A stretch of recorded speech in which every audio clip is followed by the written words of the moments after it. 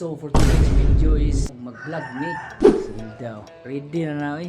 Paak yun, paak. Vlogger lagi ko ani ron. 40 days video. Sa to? Kalihan na ko siya plastiko kay para dili siya mag-uyog-uyog ba. Uyog-uyog sa'yo mo. As usual. Uy, kuha na ko. So nara, kamanting na among giluto karon. Okay na gaya ni. Ug diri amo nang gihaon kay luto naman. Ug diri namalit mig tamban para kilawon ug apila nang pugbangos para sugbaon. So mun say pinakalami nga kilawon sa buong mundo, tamban.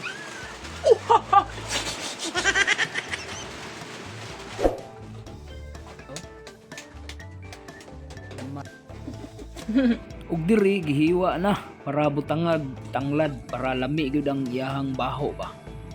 Tuwara. Sinin. Oh, grabe. Day, nang sama ni Day.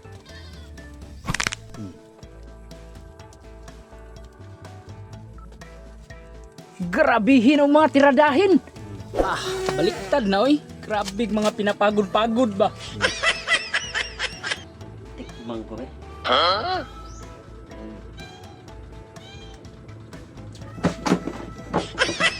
Kirig-kirig kalami. Sakit ang ko. Kay kakuan. Mura kog adik ko. O kay kakuan mangawat na. Di na ang maluho.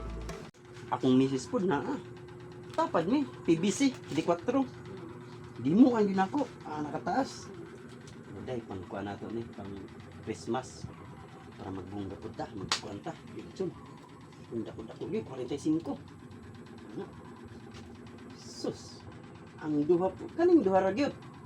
Ang duha di ay, nga pero mamiti man dito sa akong sa muang kwarto, nagatapat to among lagi kuan ba katong gi usa pa to katong clean sheet gibarinahan ako ng pak mugakos dito sa PVC. Oo, pagkabuk na pak. Tapos ang hagbungan na namo tong di 4 nga lansang kay anaw na mo na ang kwarta murag lansang ba tusok na dito hagbong na to dito na to magkuan kay nakalukot man. Tapos di 4 nga lansang among itaklog walay makasulod nga anay wala yun. Tapos siminto man to gibarina man ako sa siminto to plaster lang sana ano yan wala ano yan sa samal yung ganyan no samal katong bakit naka ano dyan wala display lang para pagdating ng panahon magmahal man yan ang kuan kay ginagamit man ng samal yan tradisyon nila yun pala alam nila puro papel 500 sa kalibo. Ito nila. Gitanggal din ang kuan. Kay puro alambre itong gipalibot ato nga i-place na ako. Tingala tong karpintero katong dako nga balay no ako man to nahuman. Nanghira mo place.